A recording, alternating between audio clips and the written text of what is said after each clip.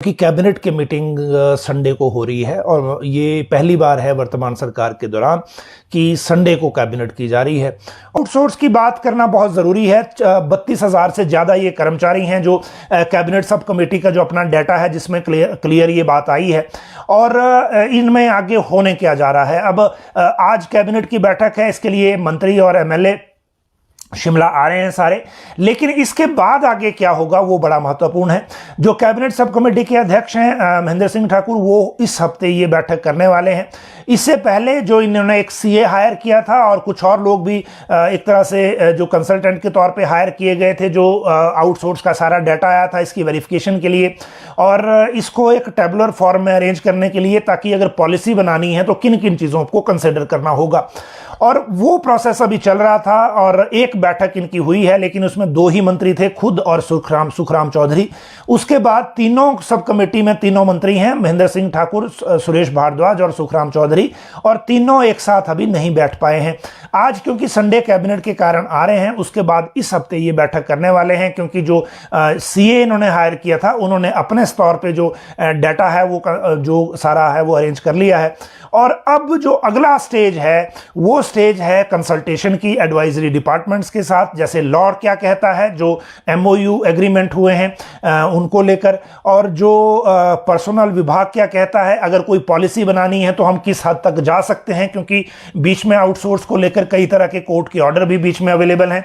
और एक राज्य सरकार ने खुद एक स्टैंडर्ड जो टेंडर डॉक्यूमेंट है वो भी जारी किया था, तो वो भी बीच में कोरिलेट कैसे होता है वो भी देखा जाना है।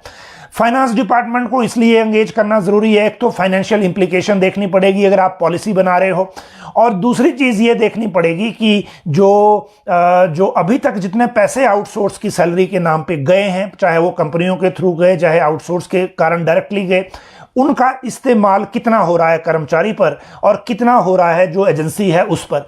तो ये तीनों डिपार्टमेंट के साथ बहुत इंपॉर्टेंट है जो ये डिस्कशन है, और उसके बाद ये फैसला हो पाएगा कि आउटसोर्स की पॉलिसी होगी कैसी। अभी आप कई तरह की बातें देखेंगे कि रेगुलर हो जाएंगे, बेसिक स्केल ऐसा होगा, ऐसा कुछ नहीं है। मैंने जिस दिन आउटसोर्स के कर्मचारी राज्य आज आउटसोर्स वर्कर्स की अगर हम बात करें तो विधानसभा के बाहर वो आए हुए थे, बड़ा ही अहम और हम कह सकते हैं एक ऐसा दिन रहा है जिसमें बहुत सी इंफॉर्मेशन निकल करके आई और बहुत से लोगों के सवालों के जवाब आज दिन में यहाँ पर जो है वो मिलने वाले हैं। तो आपसे ये जरूर कह देना चाहेंगे कि आप इस लाइव स्ट्रीम को अधिक से अधिक शेयर जरूर करें ताकि सभी लोगों तक सही और सटीक जानकारी पहुंच पाए। तो सबसे पहले बता देंगे कि कौन कौन से पॉइंट्स पर हम यहाँ पर बातचीत करने वाले हैं। एनएचएम रेगुलर नहीं होंगे, क्यों नहीं होंगे, कैसे नहीं होंगे, क्या कुछ पूरी बातें हैं वो भी आपके साथ साझा करेंगे। ओपीएस एसएमसी पर जो है वो मुख्यमंत्री जयराम ठाकुर का बड़ा बयान सामने आया, उसको आपके साथ साझा करेंगे। आज आउटसोर्स वर्कर्स की अगर हम बात करें तो विधानसभा के बाहर वो आए हुए थे, इतना बड़ा जन सैलाब था, उसके बारे में भी यहाँ पर डिस्कशन करेंगे कि क्या कुछ उसमें खास रहा है, मुख्यमंत्री जयराम ठाकुर ने क्या कहा है, क्या कुछ पूरा खर्च रहा है। लेकिन साथ ही में 108 और 102 जो कर्मी हैं, एम्बुलेंस कर्मी, उनके लिए यहाँ पर खुशखबरी है, उसके बारे में भी हम आपको जानकारी देंगे। कैबिनेट मीटिंग के कॉन्टेक्स्ट में हम यहाँ पर बातचीत कर लेते हैं। आज सदन में जो है ये सवाल गूंजा, तो इसका जवाब यहाँ पर स्वास्थ्य मंत्री ने दिया। उन्होंने कहा कि स्टेट हेल्थ सोसाइटी में कार्यरत अनुबंध और आउटसोर्स कर्मी जो है स्थायी रेगुलर वो यहाँ पर नहीं होंगे। तो ये स्थायी रेगुलर एक वर्ड यहाँ पर है, अब बाकी की चीज यहाँ पर क्या रहती है ये देखने वाली बात होगी। ये जानकारी स्वास्थ्य मंत्री डॉक्टर राजीव सैजल ने जो है वो कांगड़ा के विधायक पवन कुमार काजल के सवाल के तौर पर जो है वो लिखित में उनको दी। उन्होंने कहा कि इस समय पर 1150 कर्मचारी अनुबंध पर है और 1230 लोग आउटसोर्स के आधार पर कार्यरत है और इनकी सेवा संबंधी मामलों के समाधान के लिए पिछले महीने 8 फरवरी को एक कमेटी भी बनाई गई थी, जिसमें कि कर्मचारियों के प्रतिनिधियों को भी शामिल किया गया था और इसमें ऐसी चीजें थी। साथ में ये बताया कि क्या क्या सुविधाएं इनको दी जा रही है। इसमें ये बात यहाँ पर सामने आई है कि वित्त विभाग ने प्रस्ताव में सहमति न देने का ये पूरी चीज यहाँ पर रही है। राज्य सरकार अपने कर्मचारियों को वेतनमान आदि प्रदान करने के उद्देश्य से स्वास्थ्य समितियों को अनुदान नहीं देती है, इसलिए समितियों को वित्तीय सहायता देने का कोई औचित्य प्रतीत नहीं होता। अधिकांश सोसाइटी केंद्र सरकार द्वारा वित्त पोषित है, जैसे एनएचएम आदि। राज्य सरकार के पास सोसाइटी के लिए कोई फंडिंग नहीं है। तो ये लिखित में जवाब जो है वो दिया गया, यानी कि सीधे सीधे शब्दों में हम कहें हैं, तो ये यहाँ पर कहा जा रहा है कि भाई स्थायी रेगुलर यहाँ पर जो है नहीं होने वाले हैं जो यहाँ पर ये कर्मचारी हैं एनएचएम वाले।